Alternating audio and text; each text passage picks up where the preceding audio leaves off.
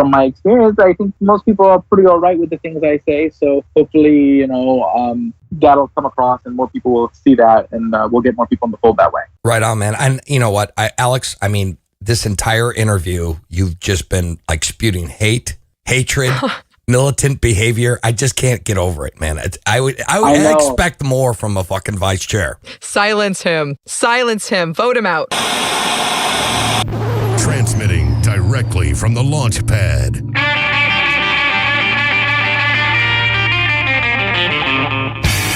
Bringing blue collar to your cell tower. The rock and roll libertarian himself. It's time to blast off with Johnny Rocket. You know you gotta dig an old record machine, and you gotta dig that rockabilly scene. You know you gotta dig that hip-hop high, and you gotta dig an old Sub 45. Hey, it's Blast Off with Johnny Rocket, and I'm here at the launch pad, and I'm hanging out with the coolest chick I know, the beautiful Ray of Truth herself. Give it up for Miss Raylene Lightheart. Yeah. Hi, guys. Raylene, how are you? I'm fantastic. I'm really excited about our guest today. It's been beautiful weather over here in the Seattle area, so I'm enjoying the holiday and also watching the LNC convention. That was a really good week for me. It was. Well, I didn't go, and that sucks because I'm usually like the guy who's always going to those things. However, I just didn't have the funds. The fundage sucked for me. And so I figured, you know what, I'll just watch it on YouTube because I figured, I could get through the whole thing without having to worry about getting, molested by a bunch of libertarians.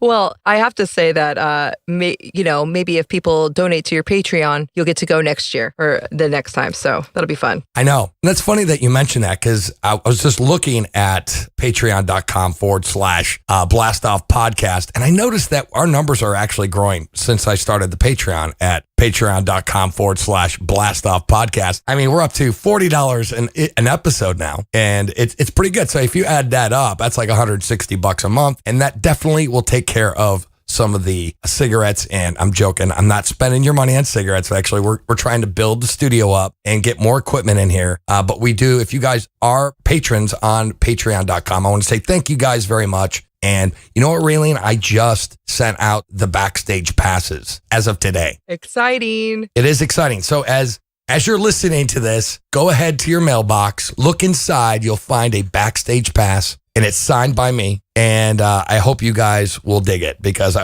they're on the lanyard and the whole nine. It actually looks like a backstage pass that you get at a concert. So I'm stoked that people are going to dig these things. And I said, thank you on the back. I love that you have swag. This is great. Well, it's a start of swag. It's the start, and I want to do more for the people who contribute to the show, obviously. But I mean, I think it's important to have some shit to give out. You know what I mean? Instead of like, I got nothing to give. You know what I'm saying? Yeah, I love free stuff. I have no shame. Sometimes I go to Costco when I want to eat.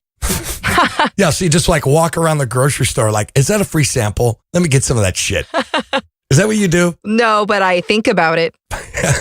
Well, if you must, it's pretty bad when you go to the gas station and you're using like the condiments as a meal. Like you're trying to make a salad. We've all been there. Yeah, definitely.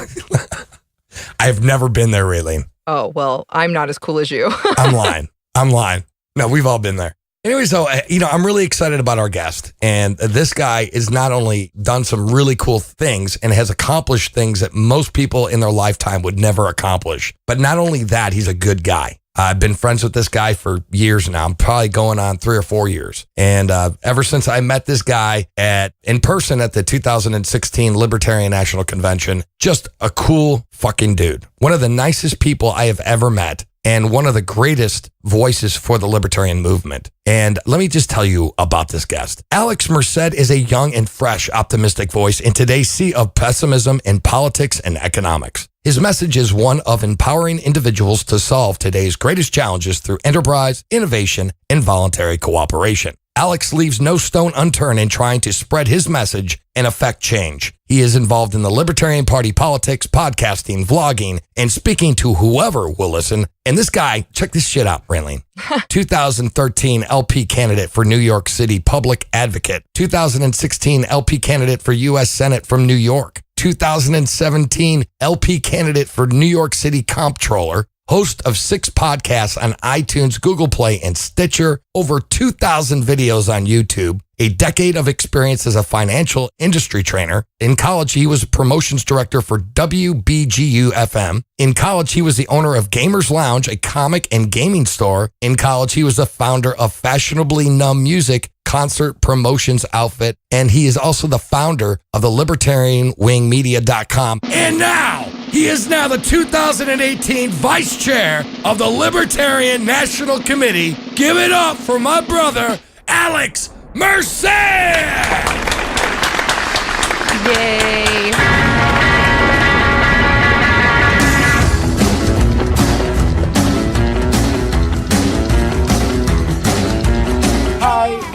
How you doing, brother? Good, dude. How you been? Holy shit. So, like, that is a resume from hell, dude. Like, I would be like, okay, that's pretty cool. What else do you have to offer? That ain't big enough. I keep busy. I also started the Positivity Caucus a year or so ago within the Libertarian Party when I first started trying to promote like a very positive message, unity, and stuff like that within the party. I always thought that you had like a very negative streak about you, though. So why would you start the Positivity Caucus? Actually, that was like I think that started with the first couple Arvin controversies. So basically, it all started with just trying to say, okay, I'm not gonna like go out of my way to criticize. Instead, I'm just gonna say, hey, here's an example of being an example of the way I think works, or like the messaging that I think is a good message. And I created the Positivity Caucus to push sort of speaking to a message of hope, speaking to a message of optimism, talking about how individual liberty can make your life better and how it should excite you to be fighting for individual liberty instead of being angry that it's not here, being hopeful that it will be. Okay, Alex, really quick.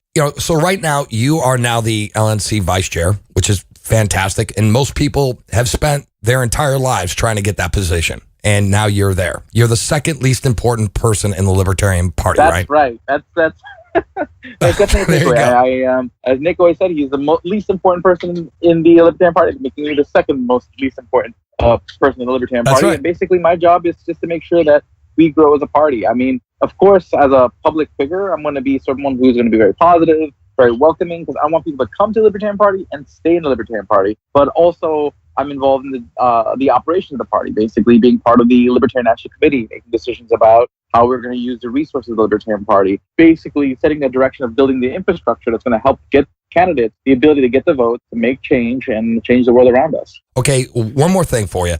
So now that you're kind of now in this position, which is new to you, you're going to be working with people you haven't worked with before, right? So you got all these people you're like, I don't, maybe you do know them, but you probably never worked with them, right? Well, earlier in the year. Yeah, go ahead. Well, earlier in the year, what happened is that Larry Sharp left the LNC. He was a Region 8 alternate for Region 8 since we're both from New York. And when he left the Region 8 alternate spot, I took that, or I went and put my name in for it and got the Region 8 alternate spot. And basically, I got to spend some time on the LNC and got to know a lot of the long-timers on the LNC and got to see how they work, how the conversations go, and get a feel for the culture of the LNC. And even more awesome is that a lot of the new people who are joining the LNC as reps or alts are all people who I've gotten to know very well, either actually from many of the conventions that I got to as I was doing this campaign. So it's kind of funny. It's like the LNC has become sort of this all-star lineup of all my favorite people for my travels. Wow. Well, so now that you're the LNC Vice Chair, how do you envision your partnership with Nick Sarwark, right? And what do you think you guys are going to do together as like a, team, a power couple? I mean, I'm really looking forward to actually getting to like learn under Nick. I mean, if you've seen how he ran the 2016 convention, the 2018 convention, the dude is like an artist when it comes to parliamentary procedure and just being able to basically work a room with grace and wit and humor. And I want to really absorb that and kind of learn that from him, but also at the same time kind of learn what it takes to really sort of to run the Libertarian Party. What are the kind of challenges? I mean, I've gotten some exposure to that during my time as Region 8 alternate, but now as Vice Chair, I'm going to get a lot deeper exposure to it. So I'm going to definitely aim to learn as much as I can regarding that from Nick, but at the same time offer offer my own ideas, offer my own take, and also just kind of be a face to help make sure everyone in the party feels welcome. Retention's a big deal for me. So I keep telling everyone, my door is open and you guys can reach out to me whenever you want. A lot of people already have, with things that they're happy about, with things that they're angry about. Basically, my goal is to really kind of be sort of the guidance counselor of the Libertarian Party, the cheerleader of the Libertarian Party. It doesn't sound like the most glamorous or a front lines role, but I think it's a role that's lacking and needed within the party structure to really get people excited and keep people in and keep people focused. I am geeking out right now, Alex. I am also a positive messaging person, so I really am so excited that you're here. And congratulations, you deserve this position. You're doing such a great job. You're doing so much for the movement and the party. I wanted to talk about your signature messaging style, which I always kind of, when I describe you to my friends, because I actually call myself and my friend the Alex and the Arvin of Kitsap County, which is where we live. And because I really identify with your style, and it's leading with love, positivity, and empathy. First of all, I want to say that I love that this is part of your project, that you're kind of taking the spirit of liberty. And, a lot of people say, how are we going to combat racism? And how are we going to combat the evils in the world with liberty without government involvement? And you're kind of taking that ideal and move it into the party itself. And I just want to say thank you for that. I think it's kind of visionary. What is your response to those who are afraid that being so inclusive and so nice isn't going to be enough? What do you have to say to them? I have to say, keep an eye out. I mean, bottom line is, everything I've done, whether it's starting that comic book store or running for office, there's always been people who doubted me and doubted my approach and doubted what I wanted to do. And there's nothing I can say that's going to necessarily turn around that doubt. The best thing I can do to turn around that doubt is just to do it and show the proof in the pudding by actually just doing the things I say I'm going to do. And that's basically my whole mantra. My mantra is I'm going to be as inclusive, as positive, as empathetic as possible, not because people are going to be just sold by me saying that, but because when they see the effect of me doing so, they're going to see how people will be brought together and see how the party will grow. And that's going to be what sells that approach going forward. The actual results. And I'm just going to work my butt off to basically be an example of the world I want. And hopefully that shows everybody else maybe it's something worth emulating, worth aspiring to. Definitely worth it. Alex, really quick, my friend. I just want everyone to know this, right? For the record. Go for it.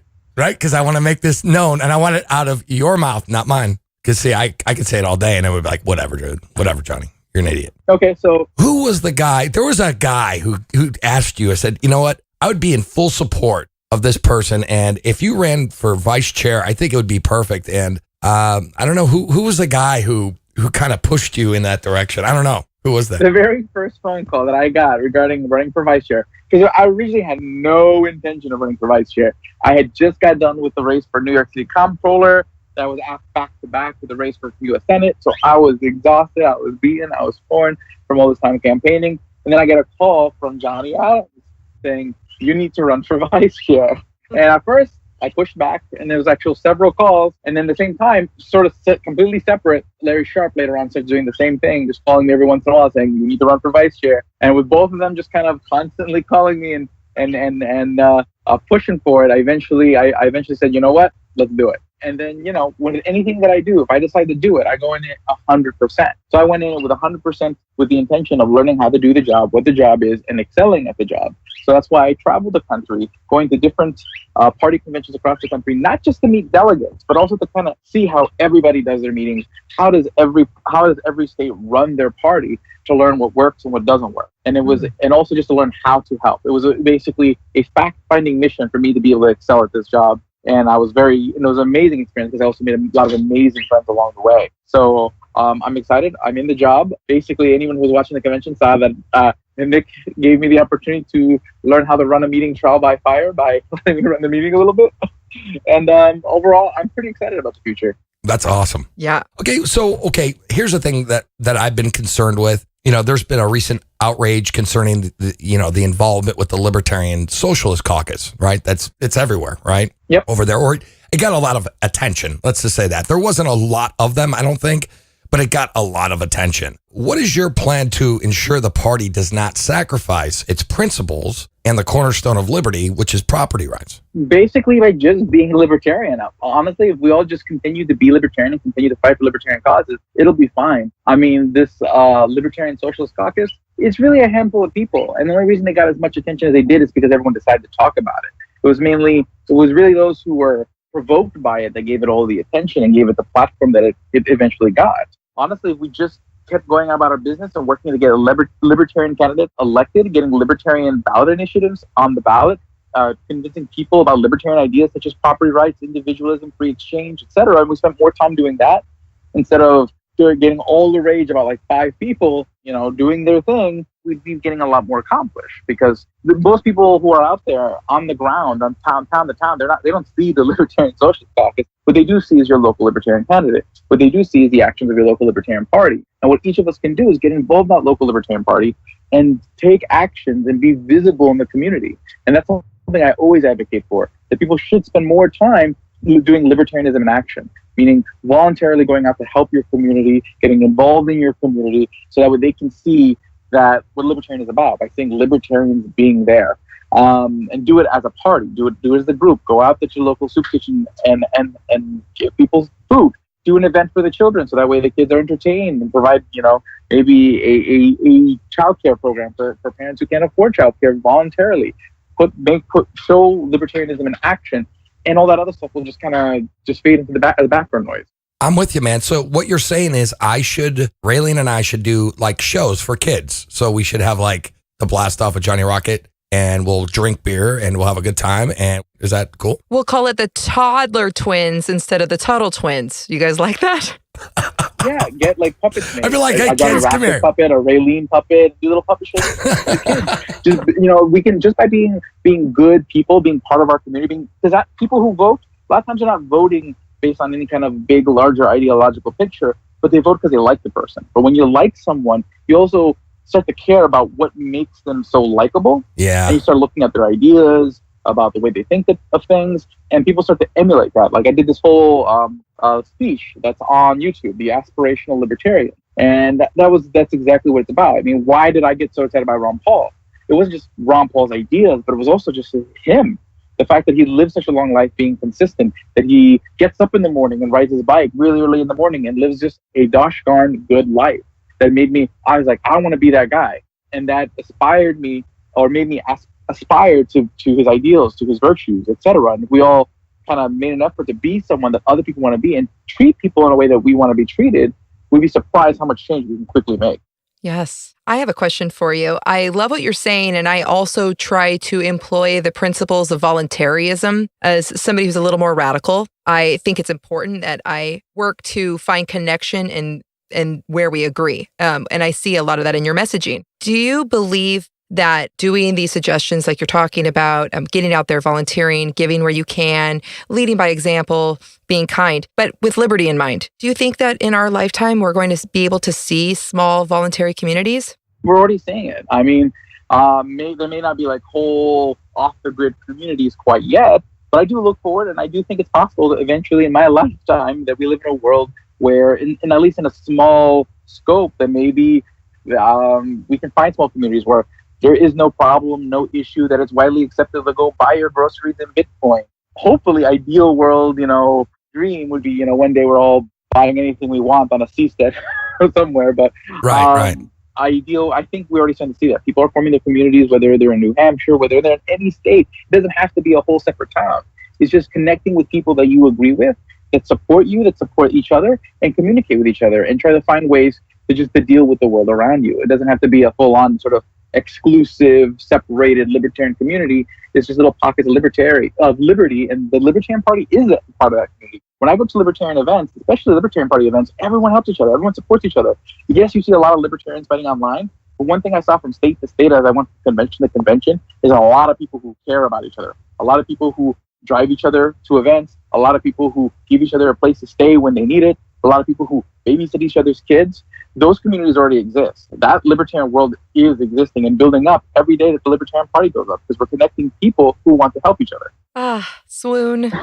Yeah, she likes that. Well, yeah, because, that was actually funny because you and Mark Kibler just did that. Yeah. Like he's going to build your deck or something and you're going to watch his kids. Yep. That is right. What you're saying is we are building a community among libertarians. I was wondering just about in society itself, more like in a voluntary way that people talk about in an AnCap stand, if you will. But what you're saying is really speaking to me, and I actually like your answer better than what I could have come up with. So thank you. Thank you. I'm just saying, this is just what I'm seeing. The world. This is why I'm optimistic, because I'm actually seeing the libertarian ideas in action. The Libertarian Party, regardless, people get pessimistic about like political outcomes and how we do in this election, that election. But every time we have a new Libertarian Party member, every time another person shows up at the meeting, we're building that voluntary community greater and greater and greater. And that's the most beautiful thing I can think of. Amen, brother. Amen. Okay, so listen, man, Tom Woods just recently joined the Libertarian Party, which is pretty fucking monumental. And Dave Smith apparently just did today. What do you believe like a rock star like Tom will bring to the movement? And do you think the party will become more validated with people like him? Of course. I mean, the more libertarians in the Libertarian Party, the more libertarian it becomes, period. And I don't care what flavor of libertarian you are. If you're a libertarian, I want you to the Libertarian Party. And Tom Woods, I am excited to have him in the party. I got to have lunch with him over there at the convention, and it was delightful because, I mean, he was definitely someone who was very influential on me in my early days. I mean, basically, when I first started getting into libertarianism, it was essentially, basically a lot of the books by Tom Woods and Robert Murphy that really kind of helped educate me on economics, on a lot of things, and really helped form my ideas early on. And then later on, I started exploring sort of the whole tradition of libertarianism. So I did kind of expand. First, I kind of started off really heavy with the Austrian economics, then kind of expanded into sort of a lot of the philosophy of like Nozick and Rand, and exploring other modes of economics like Friedman with the monetarists and the new institutional economics like Douglas C. North. But that was the starting point. That's what got me curious about ideas. And there's a huge debt of gratitude I definitely have towards Tom Woods and Robert Murphy, because they are a big part of how I became who I am. They still influence me to this day. I mean, Tom Woods runs one of my favorite podcasts. But basically, Tom Woods, just by being Tom Woods, has a huge impact. So Tom Woods, by being part of the massively growing libertarian community of people helping each other out and just being a libertarian in everything that they do, just gives it that much more impact. But it's not just, you don't have to be famous. You don't have to be a big name to create impact. Okay, a single mother struggling who just wants to create a better world being joining the Libertarian Party, to me, is just as much impact. I want everyone in the party. Right on. I love this. Speaking of how you kind of fell into libertarianism, I was going to ask you some questions about that. Was the first time as a young person that you noticed the oppression or maybe hypocrisy of the state? And then how were you inspired to look outside of the false two-sided paradigm? Got it. Okay, so basically, I always looked at things a little bit differently, and I never quite understood it. Like when I was a kid, I really enjoyed watching Milestone 2020. Like it was just like I would actually stay up late as like an 8-year-old on Friday nights to see if there would be a Stossel segment in 2020. Stossel's awesome. Yeah. So that's kind of probably the first time where I started to see things questioning, because I was like, okay, this is kind of different than when I hear a lot of other people say. He's like oftentimes just questioning consumer protections and stuff like that, and saying how it's just sort of not that, how it's just bad. I was just like, okay, this is kind of cool. Right. But I didn't really think much of it. I mean, I was an 8-year-old. And then I think in 9th grade, we read Anthem by Ayn Rand, which is a quick book. But I mean, the whole idea of ego and individualism really, and creativity was always a big deal for me. To me, that's one of the biggest things about libertarianism. When you believe in anything is possible, creativity is limitless. And being a fan of music and art and stuff like that, that's important. But basically, that kind of had an impact on me. But I still wasn't libertarian yet. I still went through a phase of being way, way to the left. I mean, I had like my DVD, Michael Moore DVDs, the Corporation documentary. I think, let's see here. 2004, I voted for Kerry. That was my first presidential vote. Wow. Wow. You've come a long way. You've come a long way. You only hear right and left. I didn't. I think I heard the word libertarian once. I had no idea what it meant. I still always had sort of more independent views. I always kind of like, okay, yeah, I agree with the left position, but sometimes I think you guys are going too far. But I didn't quite get it. Right. Right. So, Alex, we got to wrap up this segment really quick, though. What do you think of the beautiful Raylene Lightheart? I think she's awesome. And Isn't she awesome? So far, I really appreciate all the love you guys have been giving me so far and all that stuff. But yes, I guess I'll finish the story of how I became libertarian after the break. Perfect. Yeah, wait until next segment, Alex. We're going to mess with you then. We just wanted to keep you happy for the first one. And now we're just going to slam the shit out of you. Anyway, so this is Blast Off with Johnny Rocket. I'm here with my ray of truth, Miss Raylene Lightheart. Hi, guys. And we're here with Alex Merced, and you can check him out at alexmerced.com, where you can find out all his information, his shows, his podcast, all his .coms, you name it. That's kind of his hub. Is that right? Yeah, you go to alexmerced.com, you'll find everything about me. And if you're not a member of the Libertarian Party, you can also go to lp.org/join and join. There you go. I forgot you have that big website now to take care of. Anyways, that was Blast Off with Johnny Rocket and Raylene Lightheart. We'll be right back after this commercial break. Rock and roll. Stick around. Why do people hate libertarians? One part of America calls them soulless robber barons who want to stick children back in factories, and the other part thinks they're drugged-up anarchists. Who are they? And why have regular Americans been told to avoid libertarians and their ideas? Hi, I'm Remso W. Martinez, Amazon best-selling author of Stay Away from the Libertarians, where I'm going to debunk the myths, misconceptions, and outright lies thrown at libertarians, ranging from the idea that votes can be stolen to the radical notion that you own yourself. From personal stories to ignored history, I lay out the facts and ask you if these dastardly libertarians are as much of a threat as the mainstream media and establishment politicians make them seem. You can go ahead and get a copy in print and in Kindle e-reader on Amazon today. Stay Away from the Libertarians by Remso W. Martinez. Available on Amazon.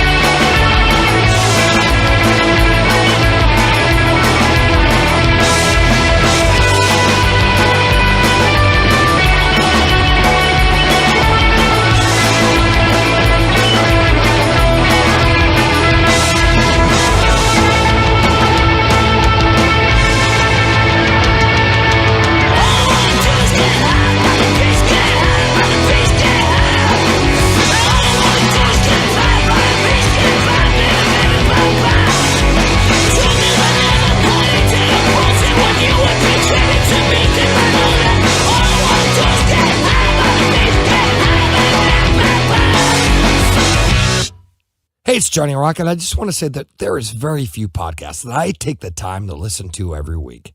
But with my limited time, I really want to listen to shows that really stick out. Please give a listen to Mark Claire on the Lines of Liberty. Every show he does is just badass. If you want to laugh your ass off, listen to Chris Spangle with the We Are Libertarians crew. And if you really want to dig deep into the philosophical and the principles of libertarianism, then I suggest you listen to Roger Paxton on The Lava Flow.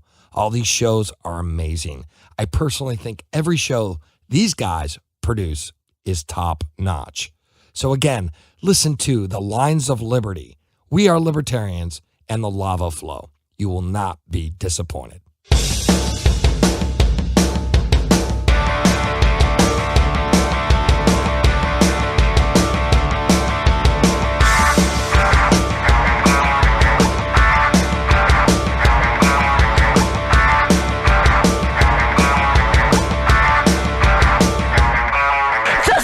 Blast Off with Johnny Rocket here at the Launchpad Media. You can check us out at thelaunchpadmedia.com/blast off. And if you haven't subscribed to our show, please go to your local podcast playing device and look up Blast Off with Johnny Rocket. You can find us at iTunes, Stitcher, and Google Play. Anyway, so I'm here with Raylene Lightheart, and we're interviewing the awesome and now LNC Vice Chair of the Libertarian National Committee. Give it up for Alex Merced!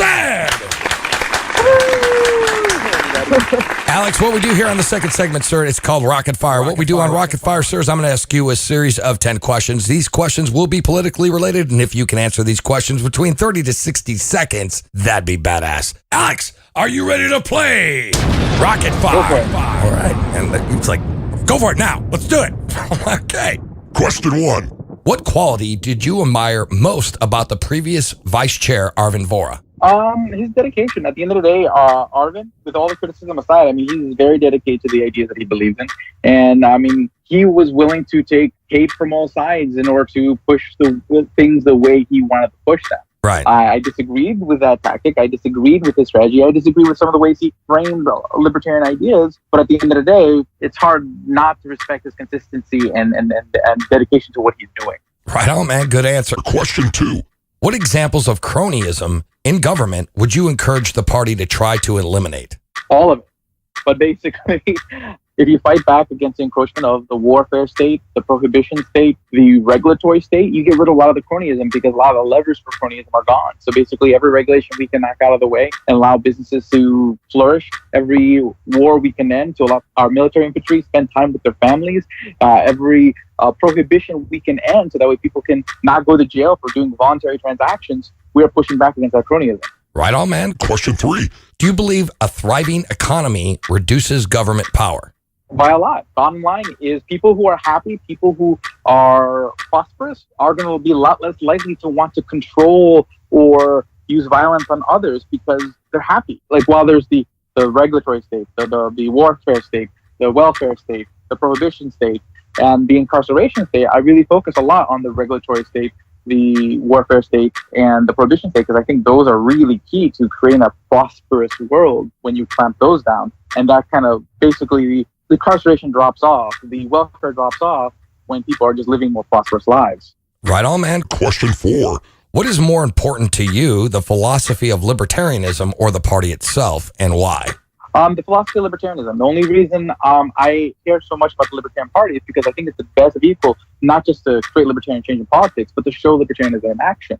Like just before, I'm talking about how we're creating this big community of libertarians. Right. I've seen so much voluntary help with each other that, you know, being part of that community is the best example of seeing libertarianism in action that I can think of. And it reaches into every libertarian project you can think of. Whether it's a seasteading, the Free State Project, you'll meet Libertarian Party members there that work with other Libertarian Party members. Right on, man. Question 5. What's the most dangerous threat to the libertarian movement? Apathy, frustration. Basically, bottom line, that's one of the big reasons I'm doing this, because I know a lot of people get frustrated. Sometimes it seems overwhelming, the amount of distance we still have yet to go. And sometimes it can get overwhelming when people have a hard time working together, even with people they agree with. And I'm here to basically tell people, it's okay, that we're going to move forward, that we can work together, and that we should work together, and things are getting better. And that's why I'm here, to help alleviate that frustration, to help keep people in the movement, keep people fighting, because to me, frustration, sometimes impatience, because we want that free world so quick, because who wouldn't? Sure. So that's what fears me the most, because the ideas are great, but we got to have a long time horizon. All right, man. Question 6. What libertarian piece of literature do you associate the most with? I think one of the books I love the most is Paul Zach's The Moral Molecule. It's not a typical one, and I've read a lot of the classics as well. But what I liked about his argument is just that he's looking at neurology and showing that basically we are literally biologically wired for voluntary behavior and to cooperate and to work together and help each other. And to me, there's nothing more beautiful about humanity and biology than to think that basically we evolved for voluntarism. Oh, sure. Sure, man. All right, question 7. What are your thoughts on Dildo Gate? That was the Audacious Caucus. They brought dildos to the convention. So I just figured I'd want your opinion. Do you think it was... It is what it is. I mean, at the end of the day, I want to create a party where there's room for everybody. So there has to be a way that we can be pragmatic, radical, audacious, and have room for all these different phases. So my thing is, if you're worried about these kind of things affecting and being distractions, talking about them or focusing on them or being outraged by them just makes them more of a controversy and gives them more impact. So it is what it is. Sure. I mean, sure. Not necessarily my way of doing things, but it's. I mean, they're not hurting. They're not necessarily hurting anybody. I mean, unless they're throwing dildos at you, right? Hopefully, again, over the years, we can find a better balance of how every faction with their party can work together and find their space to have their voice. Right. So you can have that audacious voice, that radical voice, that pragmatic voice, without necessarily stepping on each other's toes a lot less. Right on, man. And it's not like really a big deal as long as they're not throwing dildos at you. Is that what you're saying? Yeah, I mean, I at the end of the day, like we're the Libertarian Party. We're trying to do something a lot different than other parties. We're trying to be a party that says, no matter who you are, you get to be you, and that makes things a little bit harder because you're going to have a lot of people involved who other people may find provocative. But the thing is that we're trying to have a more righteous message of inclusivity, and that comes with the territory. Right on, man. Question 8. What non-party libertarian do you think is the most influential now? And why? Ooh, that's a good question. Over the last 10 years, I would say Ron Paul. But over the last couple of years, and I'm probably going to get a lot of hate for this, you know what? I totally underestimated the effect that Gary Johnson would have, I must say. I meet so many people who whether it's Gary Johnson 2012 or 2016, that said, you know what, I like Gary Johnson because he was just a nice guy, and they joined the party and they stuck around much more than I would have ever expected. And the great thing about this is these are people who are not like me. Like, I'm definitely a very philosophical, logical thinking libertarian who philosophical arguments really appeal to me and grab me by the heart. These are people who are more instinctual libertarians. They're more libertarian because it just feels right. That it's the nice thing to do. We need those people too. Those are the people that really can really connect with people, and I'm glad they're here. And I think that's going to really help us. Like, I think like the Ron Paul movement brought in a lot of people that we needed, but I think this also is bringing in a lot of people that we needed to move to the next step. So I must say, the Gary Johnson influence is a lot bigger than I think a lot of people realize. And it took me a while to really see that, but I'm definitely starting to see it as I travel and talk to people and see where they came from and how they got here.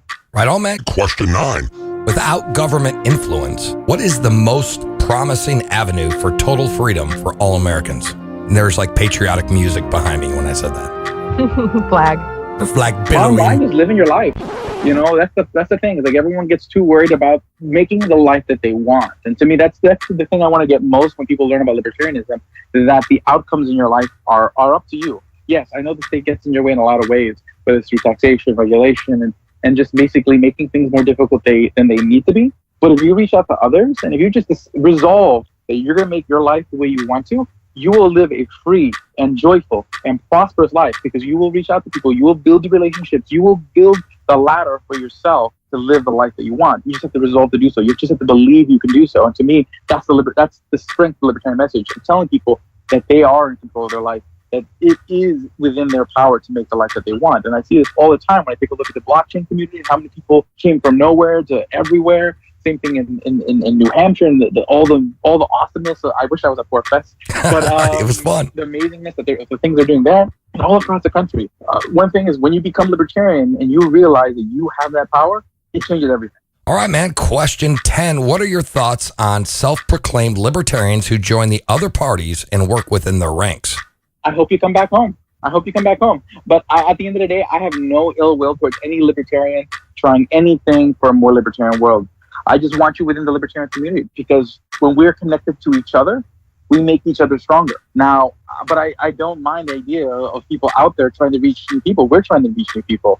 And, you know, sometimes people hear different people. So I really have no ill will towards anyone pursuing any route to promote liberty. But I want, at the end of the day, I'm going to work towards getting everyone who has even thought of the word libertarian within the Libertarian Party, so that way they can become deeper libertarians. I mean, bottom line is, if you spend enough time around libertarians, you will become more libertarian. And that's why I want everyone in.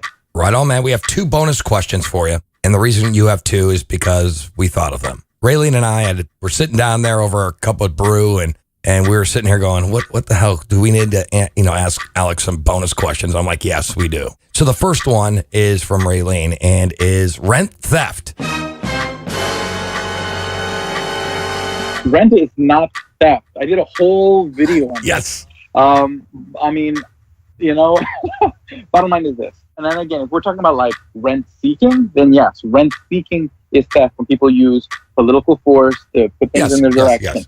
But if you want to charge for use of your property, that is a good thing because it creates an incentive to acquire property and create capital. So, for example, if I had a whatever acre property and I could not charge rent, I would just create a single family home, a very large single family home. Because maybe I can charge rent, I'll create a 2-family home and charge rent. So now I've created another home for another family that otherwise would not exist. Right, sure. If there was no ability to charge rent, there'd be no incentive to create multi-family homes, which would mean you'd reduce the amount of housing there is available and the cost of housing.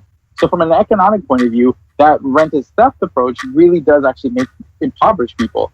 I mean, I have no ill will on a personal level towards the people who say it. I just really disagree with them. Right on. And bonus question number 2. What is your favorite libertarian comic book? Oh, the Liberty Force. Yes! And that's Rocket Fire. Give it up for Alex Merced. Good job, Alex. I do what I can. Great job. And by the way, Alex, I'm so sorry. I didn't hear you when we were closing out the last segment. But before we wrap up this segment, you were telling a story, and I didn't mean to cut you off. And Raylene is over here poking me, going, "You cut him off, dickhead." And I'm like, okay. So please continue your story really quick before we wrap up this segment. Oh, it's all good. Basically, it's all about building up that tension, that anticipation for the audience. But bottom line, just to recap, as a kid, I watched Stoffel. In my teenage years, I got to read Ayn Rand. And in my college years, I was basically on the left. And it wasn't until I owned a comic book store and the comic book store closed that I bought a ticket to the Philippines. And then in the Philippines, the only English news channel was Fox News. And again, being someone from the left, I was like, oh, well, that's why the world hates us. And then basically what happened is that on that day, I was watching the news. And at this time, I really follow politics deeply. I was like vicariously a Barack Obama supporter. And then I saw that debate with Ron Paul and Giuliani, and that got me asking questions. And I just basically, once I got back home, I just kept looking up everything about this Ron Paul guy. And that kind of led me to like Cato and the Mises Institute and all FEE and all these other institutions. Right. I just started consuming all the literature. Like I probably watched 10 years worth of Mises University lectures. They're great. And then they also have this thing like the Rosetta Stone on taxation, which is like a 30-hour lecture about the history of taxation. And I just started consuming everything I could get my hands on regarding economics and finance and philosophy and whatnot. And that's just kind of how I got here. I mean, I really, for like 3 or 4 years, went deep in it. And that's where I got all those YouTube videos. Because as I learned stuff, I decided, hey, let me document what I'm learning so that way later on I can see where I came from. And there's like over 2,000 videos, and you can see my intellectual journey over the years. And you can see, like, there were some times where I was I wouldn't say much more radical. I think I'm in the same place that I was, but my tone, I was much more brash once upon a time. There was a time where I was probably maybe a little bit more conservative sounding. There were different times in my intellectual journey. And that's why I feel that I can be inclusive. Because at some point or other, no matter who you are, at some point I was you. And I can appreciate where you are. And I can appreciate that one day you can be where I am. And I want you in the fold. Right on, man. Well, anyway, so this is Blast Off with Johnny Rocket. And I'm here with Raylene Lightheart. And we are interviewing our special guest, the Vice Chair of the Libertarian National Committee, and that is Mr. Alex Merced here on Blast Off. Alex, really quick, if you give us your .coms really quick before we take this break. Okay, the main one is alexmerced.com. Now, if you're telling your friends about libertarianism and you want to give them a quick little tour, libertarian101.com, economics, learneconomicsnow.com, or do you just want to learn more about good libertarian messaging and based on videos between me, Larry Sharp, Michael Pickens, you can go to introtheliberty.com. But most importantly, you need to get your Libertarian Party membership at lp.org/join. Alex, and also you're doing a show with Launchpad Media, is that right? That's right. I do have a show on the Launchpad Media Network called Nice Guys Finish Free. We're going to air that every Sunday. So if you want to hear more of Alex, check out the launchpadmedia.com and you'll find Alex's show, Nice Guys Finish Free. And it's every Sunday we're going to release that. So you didn't know that, but now you do. Anyways, so it's Johnny Rocket, always launching ideas. And I'm here with Raylene, and we'll be back with more of Alex Merced. So stick around. Rock and roll.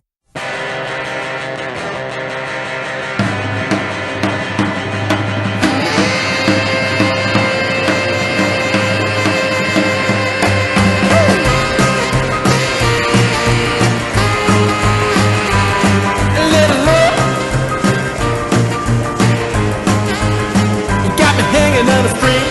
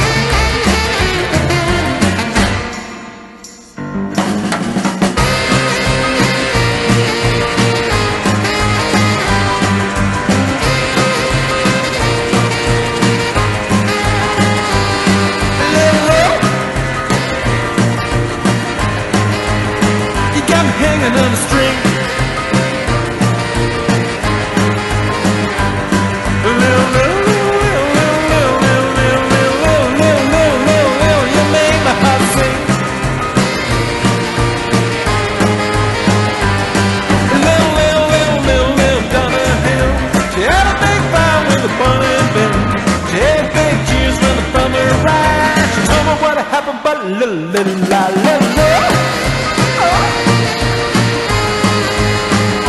hanging by a thread.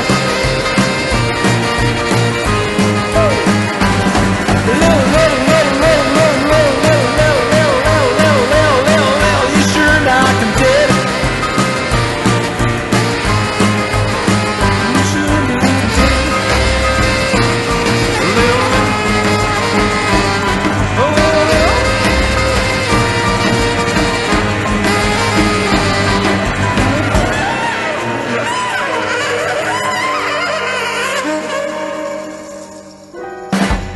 Hey guys, this is Roger Paxton, and if you're fed up with the government running every single aspect of your life, but you're not listening to the Lava Flow podcast yet, then what's wrong with you? Check us out at thelavaflow.com, or just go back to sucking up to the government. The Lava Flow podcast, striking the root every single episode. Hey there, Liberty lovers. This is Mark Clare of the Lions of Liberty podcast, where we strive to bring you great conversations about the ideas of liberty 3 days a week, every Monday, Wednesday, and Friday. Check us out at lionsofliberty.com. This is Chris Spangle, and I am the host of We Are Libertarians, which you can find in iTunes, Google Play, or at wearelibertarians.com. We are a podcast that brings you all of the irreverence that modern politics deserves by examining current events from a libertarian perspective. So please, check us out at wearelibertarians.com. Hey, it's Blast Off with Johnny Rocket, and I'm here with Raylene Lightheart, and we're talking to our guest, Mr. Alex Merced. Yeah! Hey, Alex. I hear people talking about the need to involve more women and minorities in the LP. Do you think that there's a way to do this while still respecting the individual and not subscribing to collectivism? And is it important to you? To me, it's important to bring anybody into the party.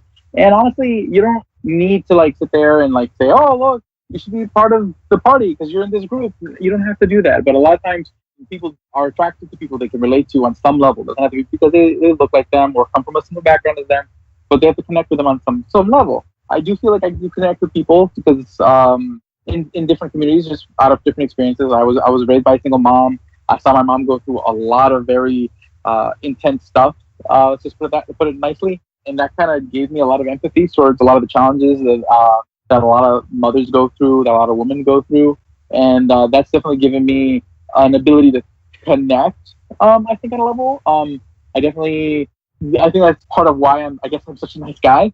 But also just the fact that I'm also not only the son of a single mother, but she was also an immigrant. So I saw the challenge she had and the challenges her family had with regime change. Regime change affected Guatemala, which caused civil war in Guatemala, on top of the drug war and its effect on Central America.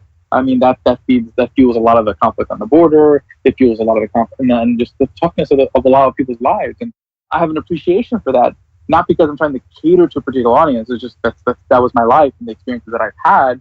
I'm able to connect with those people. We just need more voices. We don't need people trying to tailor their message to reach more people. We just need more people to reach more people.